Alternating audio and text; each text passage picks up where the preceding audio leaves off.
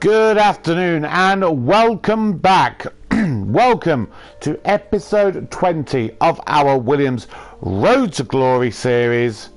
Here we are finishing season 1 and about to go into season 2.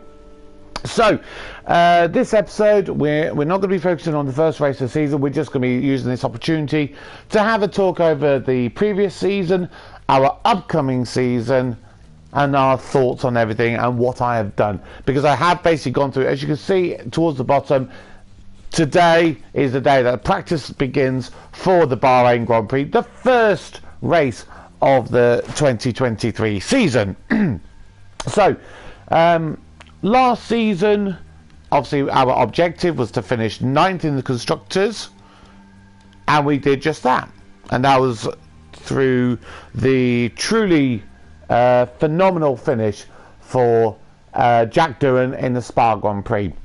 I've spoken about that a lot in all of my previous episodes. If you haven't seen any of last season, then please check out the playlist on my channel. You can see all previous 19 episodes featuring every single race of the previous season. Now, let's talk about how everything works. Okay, so we obviously had the final race of the season, which was the Abu Dhabi Grand Prix. The day after that, the Monday the 21st, we then could not design or manufacture any new spare parts. So you can manufacture or rather design new car parts right up to and including the final race of the season. Now for the next season, you then basically have up until the 31st of December. That is the final day, and if you were trying to do a design project that would run over even by going into the 1st of January for the new season, it will not allow you to research that car, or rather that particular car part. So that was quite difficult, because I literally could not manage to do the two particular car parts I really wanted to research into for the following season. I was able to get one of them, but time wise it didn't allow me to do that, so I had to reorganize my thinking and have another go. And then as soon as you get into the 1st of January, so the first of the new calendar year, this is when everything kicks off. This is when you find out about the new roster of drivers for the following season. Now I did actually go and hire my new driver. As you see from the title of the video, I do have some new drivers coming in. It seems to be that you pretty much have the advantage as the player in this game, that whatever you decide, if you manage to do something before that 1st of January, it will actually kick in and you will be able to do anything you want to, and then the AI would sort of choose the rest of the drivers based on the decisions that you make. Whether that's a good thing or not, that's obviously up to you to make your decision on. Personally, I think it would make it a bit more realism if, with the hiring of new drivers, the way I would personally like to see it is for you to actually have an option to say that I want to hire this new driver. So if you want to hire Max Verstappen or Lewis Hamilton or whoever, you could say in the middle of the season, right, Lewis Hamilton, I want you for next season. I want you to, so as soon as the season's over, you come in and you bring everything in and you do a sort of a pre-contract signing. That is what something I would like to see in. The way it is at the moment is not very realistic, so that's something we would like to see. So you obviously, that's when all the new drivers come in. That's when everyone gets revealed. You can begin designing new car parts again from the 1st of January.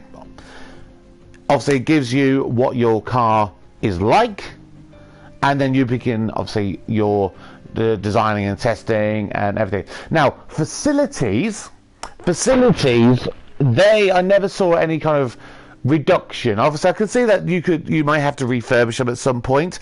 A lot of facilities pretty much bang on the 1st of January, they started going, oh, we're now kind of need to maybe think about, you need to refurbish me, we're losing a bit of it. So that was difficult. So when the 1st of January hits, your budget basically comes in. So you have to choose all your sponsorship goals for the next season. You have to choose which engine developer you want to, which engine manufacturer you want to go for, and you may have to factor this into the budget. So I basically did pre-season twice. Okay, I saved it right before I begin doing anything, so pretty much at the end of the last Abu Dhabi race, because I just wanted to get an idea of what would happen, when things would happen, so I could plan it out properly. And this is something that I really encourage any of you that play this game yourself. You really want to just have a focus on what exactly you do, and you've got to really think about your budgets as well. It's definitely, I think, worth you holding off doing any facility updates, because obviously, if you remember, if you upgraded a facility, that will also refurbish them as well. Some of them, depending on how you do, you may not need to worry too much about them. You can do them a little bit later in the season, refurbish them at a later date. Some of the bigger ones that cost, obviously, I'm talking a lot like the car development ones, those are ones you probably want to consider saving off refurbishing them until you actually develop them, because then you get a fresh start and it makes it a lot better for you. Now, you then basically have all of the time period, all the way going through, all through January, all through February, and all the way through most of March until you get to the first race of the season, which, as you can currently see, is the 24th of March. Now, you don't seem to have any options to change the tracks, or necessarily the order of the tracks. That's something I would like to maybe see the game develop in future, future events. You can basically go, right, okay, we're going to have, these are the 22 races. Or maybe have a couple more in the background, of maybe historical races as well. And then you could maybe say, right, I want a shorter race season, or you have to have votes to say, right, at the moment we've got a 22 race season, I want to drop it down to 20 races. And so you can vote on which tracks you maybe would want to eliminate. Things like that. I think that would add a real sense of immersion into this game as well. Now, let's take a look at the things I've actually done. So, like I say, the calendar is exactly the same as it was last time out. So days are going to be slightly different, although I'll tell you what, it does look possibly like the French is now later, because if I remember rightly, I thought the Austrian was before the French. I could be wrong there. I could be wrong. I'll need to definitely have a look at that. Definitely at the end of it, I do remember all of those, and they are definitely all the same.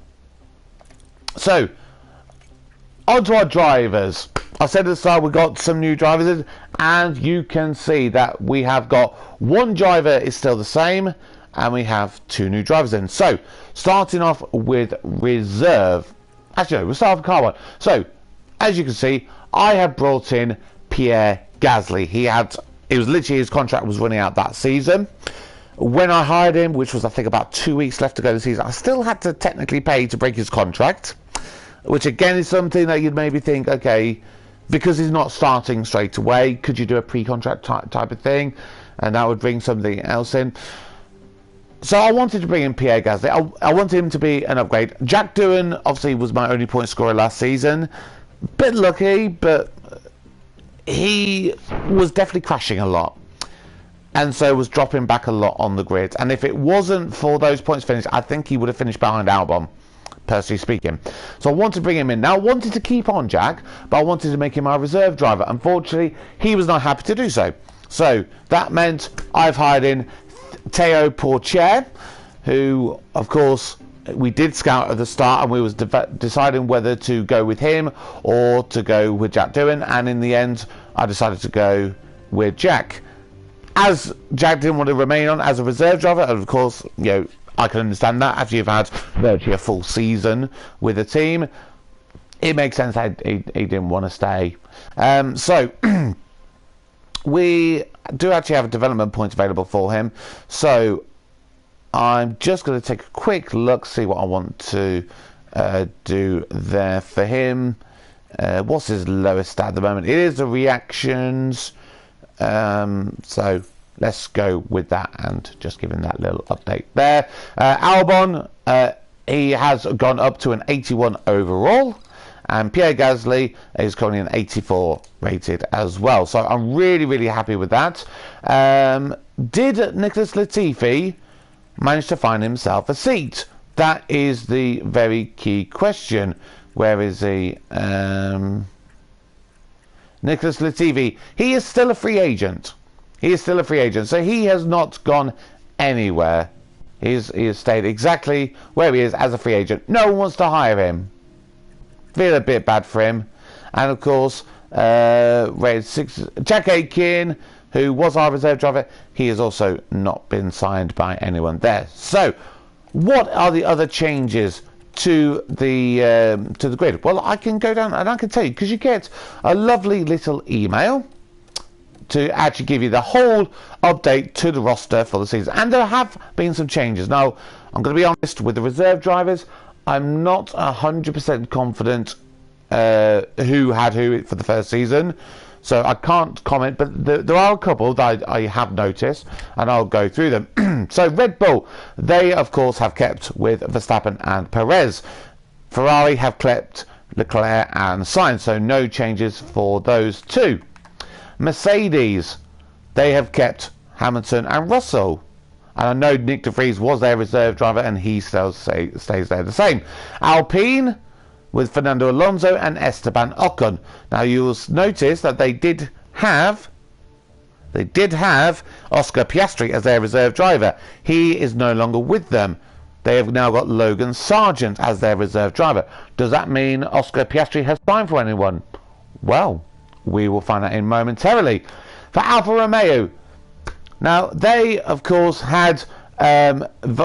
Bottas was with them. But they had Zhou Guanyu, who's no longer with them. They've actually signed in Sebastian Vettel, the 4-time Drivers' World Champion. They have brought him in. Robert Kubica has stayed with Alfa there. Now, Jack Doohan, who, of course, didn't want to stay with us as a reserve driver, he has moved over to AlphaTauri, and he is basically replacing Pierre Gasly. So it's basically a straight swap there. Zhou Guanyu has moved over from Alfa Romeo over to AlphaTauri. Who was there? I'm trying to remember who was their other driver. It was Tsunoda. Oh yes, it was Tsunoda. Tsunoda and Pierre Gasly. So AlphaTauri, completely brand new drivers lineup. Looking at McLaren, they have still got Daniel Ricciardo and Lando Norris, and you can see there Oscar Piastri has joined McLaren, as he has in real life, as it was finally confirmed this week, but he is only the reserve driver, so maybe he'll get promoted up in the coming seasons. Now, Haas had Kevin Magnussen, and they had Mick Schumacher. Mick Schumacher has moved to a different team. So Frederick Vesti, who is a young up-and-coming driver, he has been signed to join in with Haas, and Pietro Fittipaldi has remained as their reserve driver. Then you can see for us, Pierre Gasly, Alexander Albon, as I've already mentioned, with Teo Pacher as our reserve. And finally, at the bottom of the grid, Aston Martin. They have kept Lance Stroll, but they've signed Yuki Tsunoda away from AlphaTauri, and they've kept Nico Hülkenberg as their reserve driver there. So that is the driver lineup for the upcoming 2023 season. Now, if you watch any of my videos from last season, you will know that there are some updates to the rules and regulations. So, nothing has changed for the chassis, nothing has changed for the side pods, or the underfloor, or the suspension. Oh,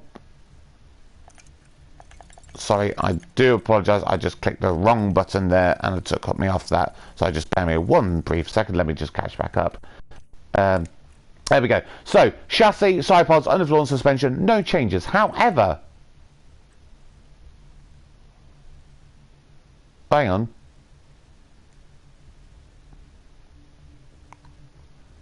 Well, I do apologise. it's not showing it as it was, but the front wing and the rear wing, they are both had, maybe it's because I've gone too far in the future, maybe that's why it's now changed it. But the front wing and the rear wing have had some minor changes, so we had to make sure we did some real research there.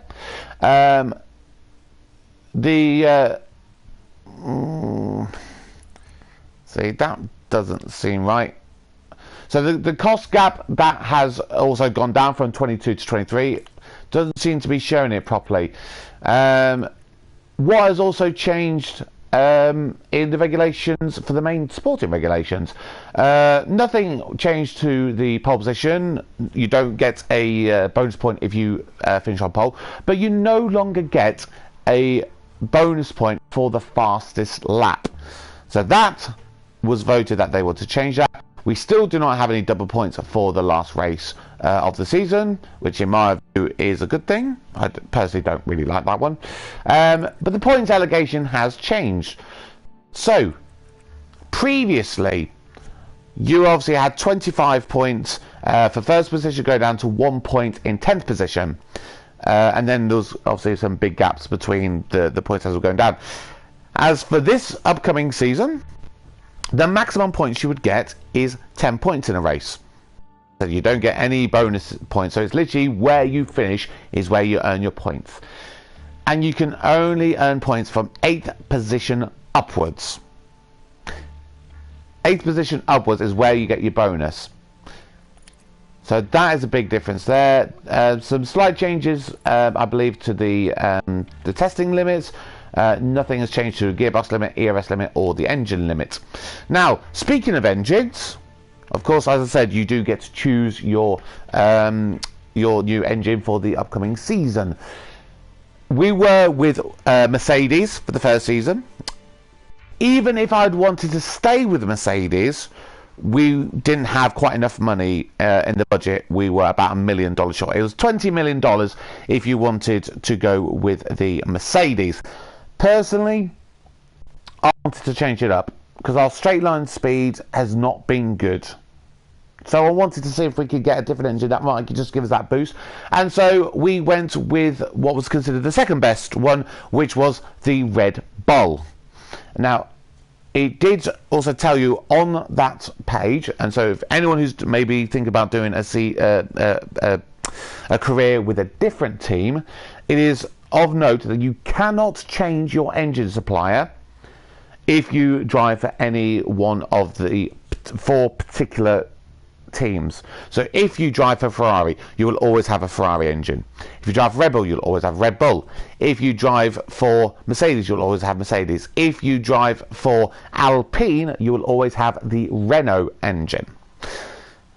Now, it did interest me that obviously AlphaTauri, who are the sister team of Red Bull, they don't have that restriction. So even though they're a sister team of Red Bull, they could still change to a different engine should they so wish. Now, obviously, with the points difference, that was a big thing for me to note. So Alexander Albon, of course, his contract expired last year. So, of course, I gave him a new one. I think I made a bit of an error, basically, when it came to his bonus. Because I just wanted to try and get him signed. And maybe I would have done a better job had I looked at it in a better light. So he, of course, only has to finish 16th or higher to get a $700,000 bonus. I took that into consideration when I was signing Pierre Gasly. And so I have given him a higher bonus, so he will now get $1 million bonus based on his finish position, but he has to finish in the points. He must finish in the points in order to be able to earn that bonus. That for me was an extremely big deal. I wanted to make sure that was a situation for him, and we did sign him to a 2-year contract as well. So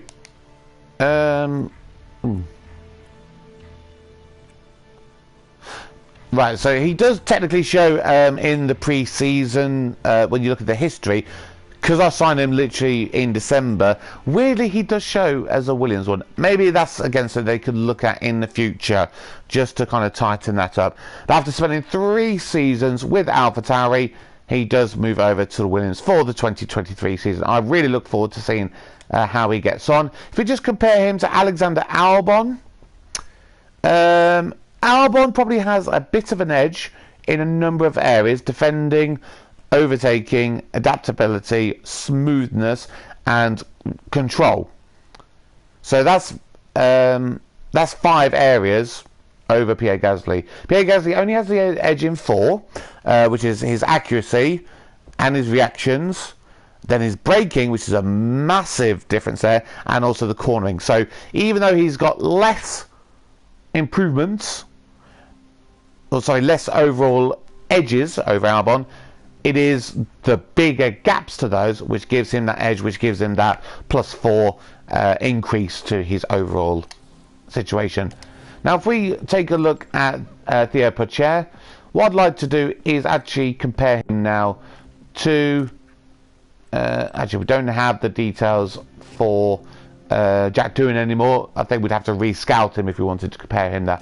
But if we compare him to Albon, of course, he's not quite as good, but he is young, he's raw, he's got high growth potential, and so we're really looking forward to seeing how things get on there. Now, for our staff, nothing has changed here. Everyone is all still exactly the same as it currently stands. We have been doing some scouting. So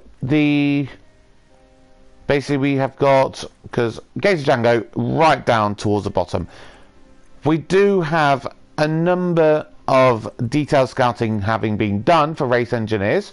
The top 5 rated drivers, so Bono and Riccardo Massoni from Mercedes, and then we haven't got the second Ferrari scout at the moment. At the moment, none of them are interested in signing for us. The Aston Martins were, so Chris Cronin and Ben Mitchell, they were interested. Now they're not. So we're going to have to see what happens in case they are potentially interested in coming to us.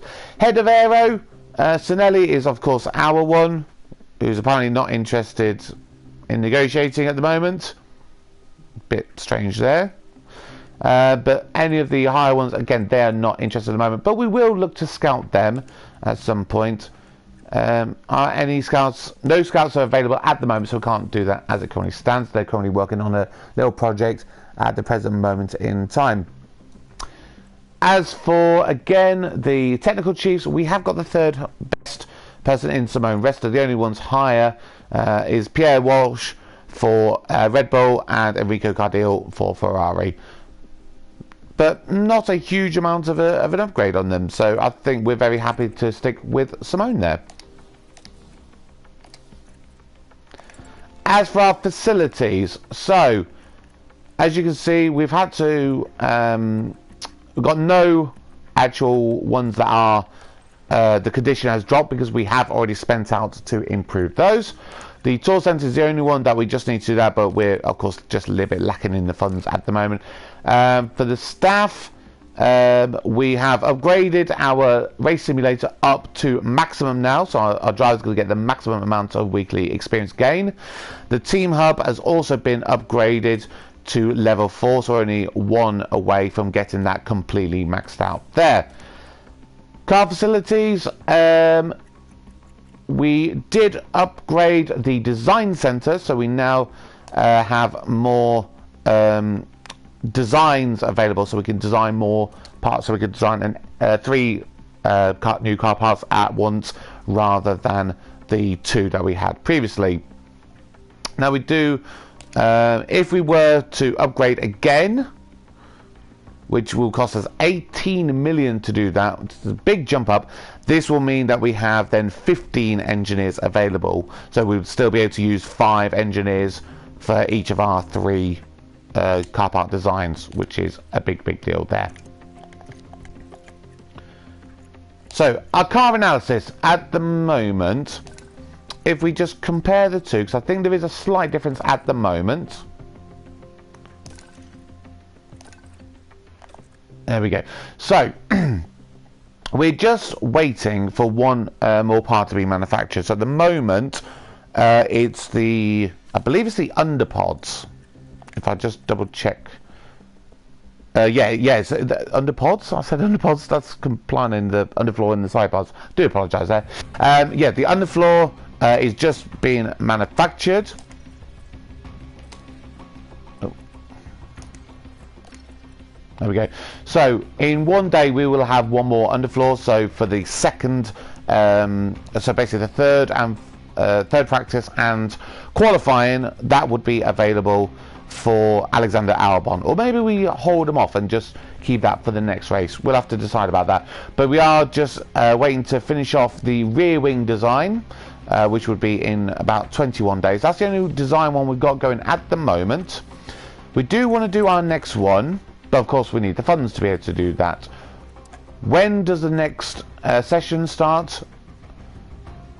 Because that one would be what, 21 days, so what's that? That's basically 3 weeks, so that'll be, yes, so for the, yes, so the third race of the season, that's when we'll have the new design. So by the fourth race season, so the Emilia Romagna Grand Prix, that's when we're going to basically have our new rear wing coming in for that race. So for the first 3 races of the season, it's just our front wing, which we've already had designed and put on, and then the underfloor, which will be, that will definitely be by the second race.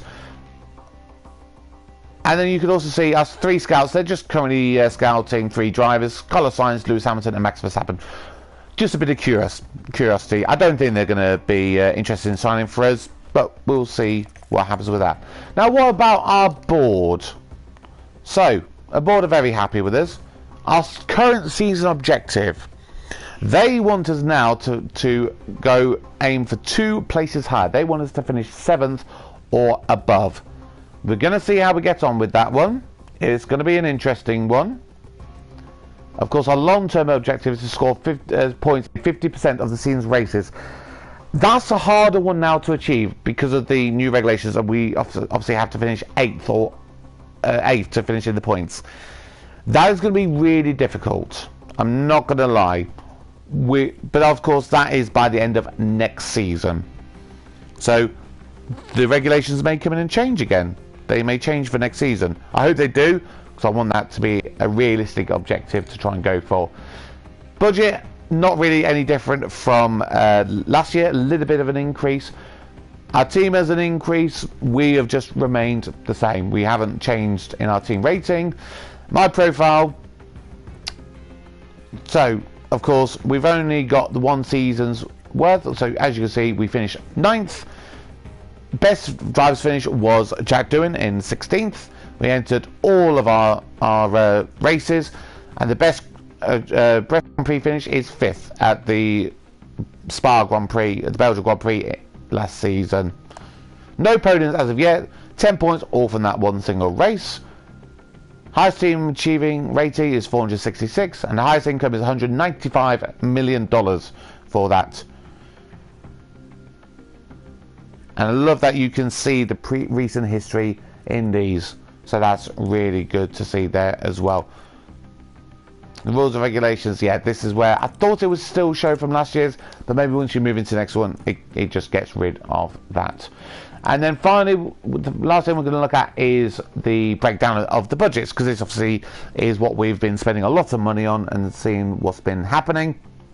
So, driver contracts, of course, we had to spend out to get those. So, Gasly's on a $2 million a month. Alexander Albon slightly less on a 1.6 million. The upper chair just under $100,000 per year. The staff, they have not changed. Nothing has changed there. Facilities, you can see that we've spent out quite a bit of money on refurbishments, but at least with the tour centre we do get incoming money, so that has helped a little bit there.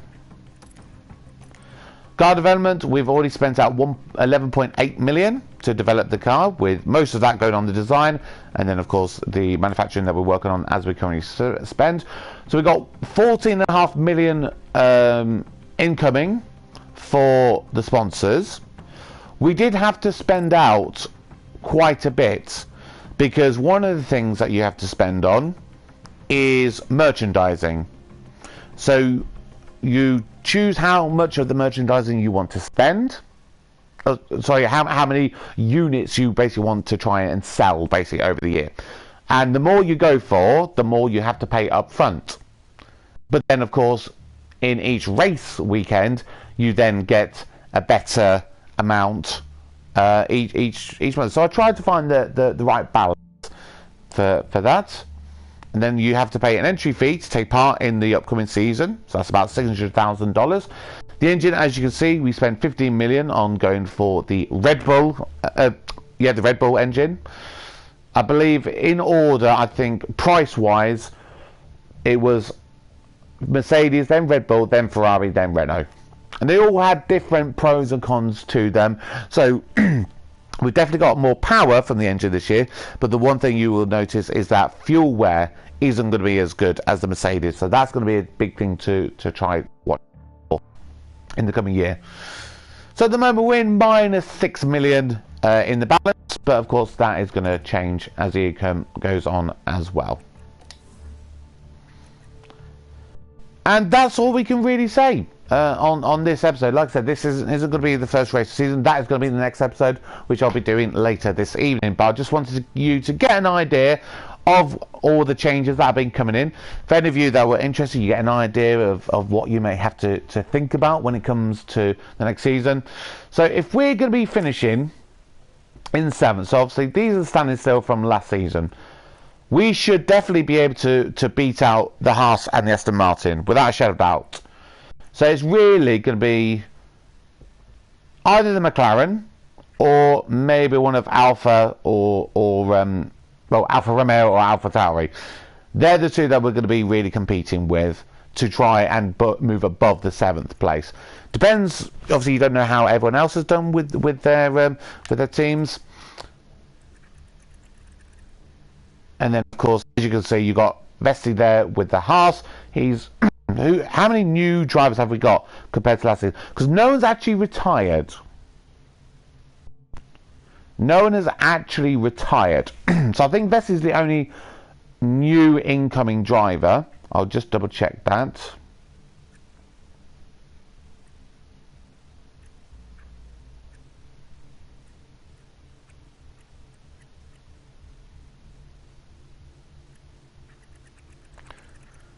Actually, yeah, so we must have lost out on someone.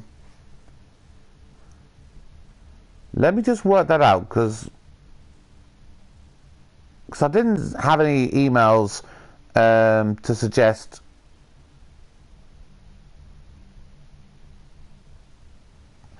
Yeah, no emails to suggest that someone new came in. Sorry, that someone retired.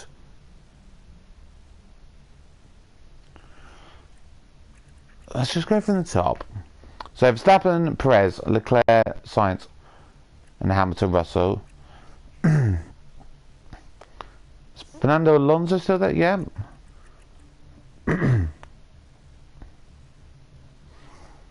So Bottas is in this current season. Ocon is in this season. Pierre Gasly is, and Alonso is. Zhou Guan Yu, Lando Norris, Yuki Tsunoda, Daniel Ricciardo, Kevin Magnussen, Mick Schumacher, Lance Stroll, Albon, Vettel, Vesti.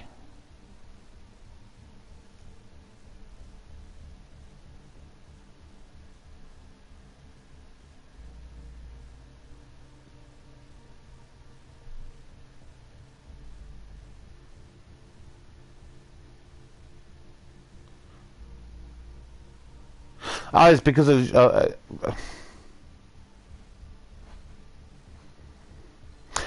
right. Yeah, I was trying to work it out. Yeah, and I think I've just worked out, because obviously Latifi is the one that we got rid of last season, so that left a gap. We hired in Jack Doohan, but Jack Doohan's moved to a different team, and we obviously got Pierre Gasly from a different team. So basically, Vesti is the Nicholas Latifi replacement now. So that's the only thing as it currently stands. I apologise, I had to just try and work that out, but something wasn't working in my brain there, unfortunately.